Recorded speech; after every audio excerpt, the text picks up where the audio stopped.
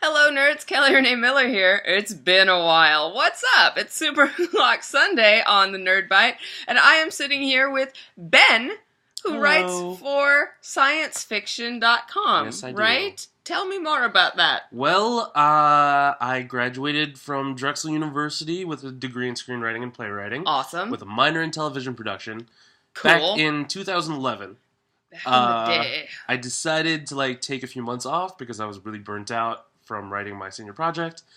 Yeah, that'll do it. Yeah, and I just stumbled into this job. I got really lucky. Yeah, that's awesome. Do you have a particular focus? I tend to be the Marvel guy.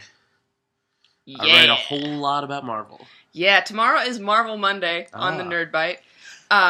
Bless you. There are cats in the apartment, and Ben is allergic. Mm-hmm. Sorry. So Marvel is a pretty broad, especially now. That's pretty broad. Now. So do you have a speciality within your speciality? Or just whatever pops up? I do all of it. Comics, TV, movies. Bless you. I'm okay.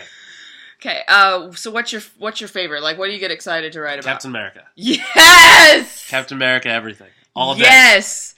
Thank you. Bless you. Oh, you're gonna have to edit this so bad, I'm sorry. I just throw them up there, unedited. Spoiler alert. Not for the sneeze, bless you. Spoiler alert. What did you... I went into Civil War hardcore Team Cap, and I've not read the comics. Okay. I came out Team Cap for the Sokovia Accords, but holy crap, that was a dick move, man, on the friend circle. What do you think about that? It's a hard call. I don't know if I would have made the opposite call. When do you tell your friend, hey man, I found out what happened to your parents. Yeah. I found out what happened to your parents. My friend who was brainwashed killed them while he was brainwashed, but now he's better, and I'm sorry. I'm sorry. It's a whole lot to pile on. It is a lot to pile on, but considering the fact they spent, there was Avengers Tower is coming up, right? Yeah. So they had time to actually speak with one another. Bless you. Oh my god. I'll keep this short. I'm so sorry. I just feel like that's one of those hard conversations that if you don't have it, that says something. If you don't start that conversation, it says something very bad about you. Bless you. Oh gosh. I'm sorry, this is the worst interview I've ever been in because of this. Not this. This is all good. It's the cats. But it's just Steve Rogers is such a... what's the best way to put this? Team Iron Man calls him overly self-righteous and unrelatable. But I disagree. So do I. I'm just trying to give you words. Yeah. He loves so much. He wants everyone to be happy. He does, but I think... To his detriment, he wants everyone to be happy. Yeah, but to his detriment ultimately, but I think his wants everybody to be happy. This, in this instance, included himself, and it would... I was like, oh, that's such a dick move. Oh, let's move on to something happier. Peter Capaldi. Doctor Who, as it is Superwholock He's a lovely Sunday. man. Have you met him? I've interviewed him. Whoa! I've interviewed 2 doctors and 3 companions. 3? I've spoken to 4, interviewed 3. What other doctor did you... Matt Smith. Okay. So 10 is my doctor? 10 is also my doctor, yes. And I would have freaked out if I got to meet 10. Man. Oh, did you hear the announcement? Which one? Of course you did. You must have. I just saw it in passing, that the next Doctor has already been cast as a black actor. Really? I heard the rumor was they were looking at one for 12. When they were casting 12, they found a... Yeah, the next companion is black, but I saw that the next Doctor has been cast in... no, the role... I'm sorry, not cast. But the role has been offered to a black actor. Oh, interesting. Mm-hmm. I know who I want it to be. Richard Ayoade from the IT Crowd. Yes! Yeah. Oh, he'd be awesome! He would be the ultimate Doctor. Yes. He would combine everyone from New Who. He would. Maybe with a little bit of Paul McGann. Because I like it. Let's see, Peter Capaldi. We started a conversation that I intentionally stopped for this purpose. So, you liked Capaldi, thought he suffered from bad writing. Yes. I felt the same way about Matt Smith. I thought Capaldi's writing at least seemed to have some sort of season-long arc and cohesion. That's true.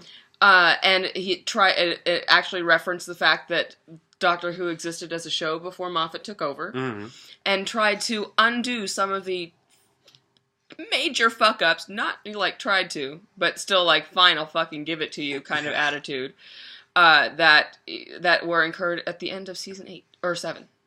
Yeah, I agree, but like my major problem is that he hasn't had that milestone episode yet, to me.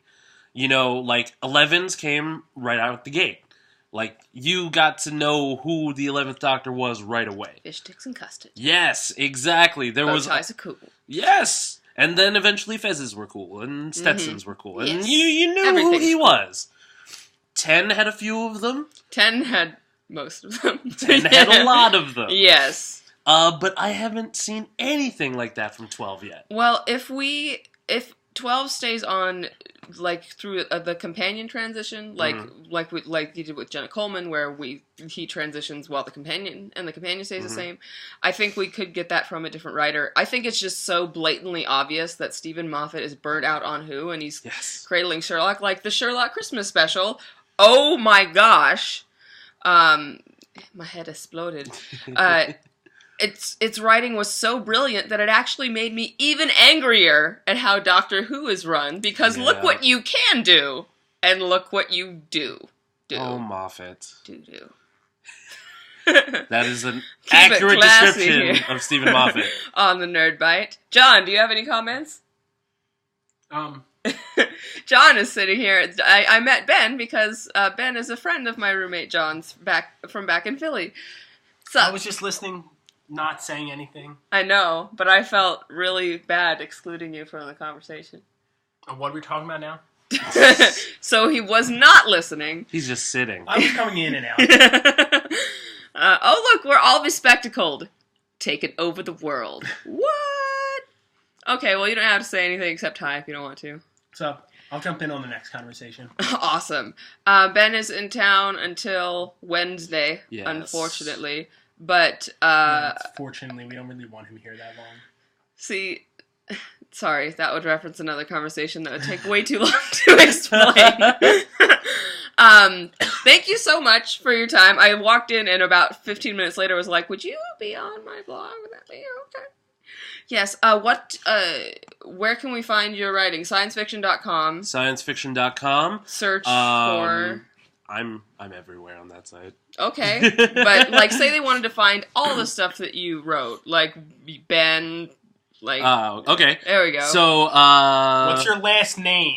that's a good place to start. Thanks, John. My name is Ben F. Silverio. You can find me at Twitter at bsilverio20, and it's the same for Instagram also. Woohoo! And myspace.com. Shut up, go away. Do you still have MySpace? No, I don't. He's still living in 2007.